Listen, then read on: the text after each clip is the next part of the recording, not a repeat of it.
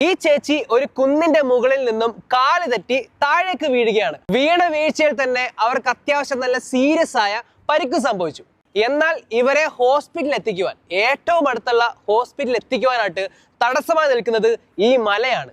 ഈ മല ഉള്ളത് കൊണ്ട് തന്നെ ആ ഹോസ്പിറ്റലിൽ എത്തുവാനായിട്ട് ഏകദേശം 64 കിലോമീറ്റർ ഇവർക്ക് ഈ സ്ത്രീയെ, ഇവരെന്ന് പറഞ്ഞു കഴിഞ്ഞാൽ ഈ വീണ സ്ത്രീയുടെ ഭർത്താവും സുഹൃത്തുക്കളും കൂടി ഈ സ്ത്രീയെ ചുമന്നുകൊണ്ട് റോഡ് വഴി 64 കിലോമീറ്റർ ഈ മലയ്ക്ക് ചുറ്റും നടന്ന് ആശുപത്രിയിലേക്ക് യാത്ര തിരിച്ചു. നിങ്ങൾക്ക് എല്ലാവർക്കും അറിയാം, ഇത്രയും സീരിയസ് ആയ ഒരു അപകടം സംഭവിച്ച, സീരിയസ് ആയ ഇഞ്ചുറീസ് പറ്റിയ ഒരാളെ എത്രയും പെട്ടെന്ന് ഹോസ്പിറ്റലിൽ എത്തിച്ചില്ലെങ്കിൽ അത് ജീവന് വരെ അപകടമായി തീരും. അപ്പോൾ ഈ 64 കിലോമീറ്റർ എന്ന് പറഞ്ഞാൽ അത്യാവശ്യം കുറെ സമയം എടുക്കും അല്ലേ? ആ സമയത്തിനുള്ളിൽ തന്നെ ഈ പുള്ളിക്കാരി ഹോസ്പിറ്റലിൽ എത്തുന്നതിന് മുമ്പ് തന്നെ മരണത്തിന് കീഴടങ്ങുകയും ചെയ്തു. ഒരുപക്ഷെ ഈ മല അവിടെ ഇല്ലായിരുന്നെങ്കിൽ നേരെ ഏകദേശം 10 മിനിറ്റ് അല്ലെ 5 മിനിറ്റോളം നടന്ന് അവിടെ എത്താവുന്ന ദൂരം ഉള്ളായിരുന്നു. പക്ഷെ ആ ഒരു മല കാരണമാണ് ഈ സ്ത്രീയുടെ മരണം അവിടെ സംഭവിക്കുന്നത്.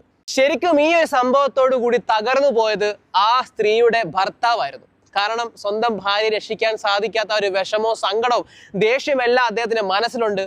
അതുകൊണ്ടാണ് അദ്ദേഹം തിരിച്ച് പെട്ടെന്ന് ഓടിയത് ആ മലയിലേക്കാണ്.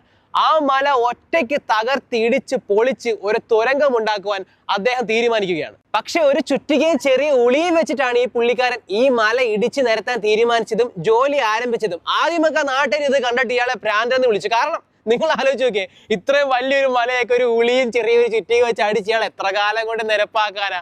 കളിയാക്കിയെങ്കിലും ഇയാൾ അതൊന്നും മനസ്സാക്കിയില്ല, അതൊന്നും നോക്കിയില്ല. കാരണം അദ്ദേഹത്തിന്റെ മനസ്സിൽ ആ പെയിൻ, ഇനി ആർക്ക് ഈ ഒരു ഗതി വരരുതെന്ന് ഉദ്ദേശിച്ചിട്ടാണ് പുള്ളിക്കാരൻ ഈ ജോലി ചെയ്ത്.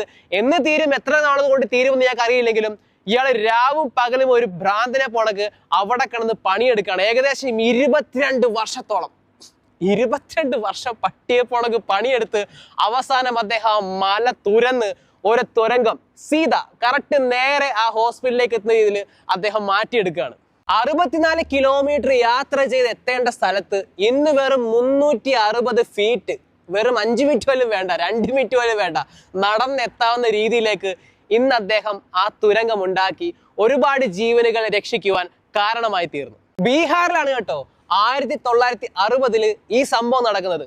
ദശരഥ് മാഞ്ചി എന്ന് പറയുന്ന ആളാണ് 22 വർഷത്തോളം കാത്തിരുന്ന് 22 വർഷമെടുത്ത് ഈ തുരങ്കം ഉണ്ടാക്കിയത്. ഈ സംഭവത്തിന് ശേഷം, ഈ മഹാസംഭവത്തിന് ശേഷം ദശരഥ് മാഞ്ചിയെ ദി മൗണ്ടൻ മാൻ എന്ന് അറിയപ്പെട്ടു. മാത്രമല്ല 2015 ഈ ദശരഥ് മാഞ്ചിയുടെ ജീവിതം തന്നെ ഒരു സിനിമയായിട്ട് ഇന്ത്യയിൽ എടുത്തു, ബോളിവുഡ് സിനിമയായിട്ട് എടുത്തു. ആ സിനിമയുടെ പേര് മാഞ്ചി ദി മൗണ്ടൻ മാൻ എന്നായിരുന്നു.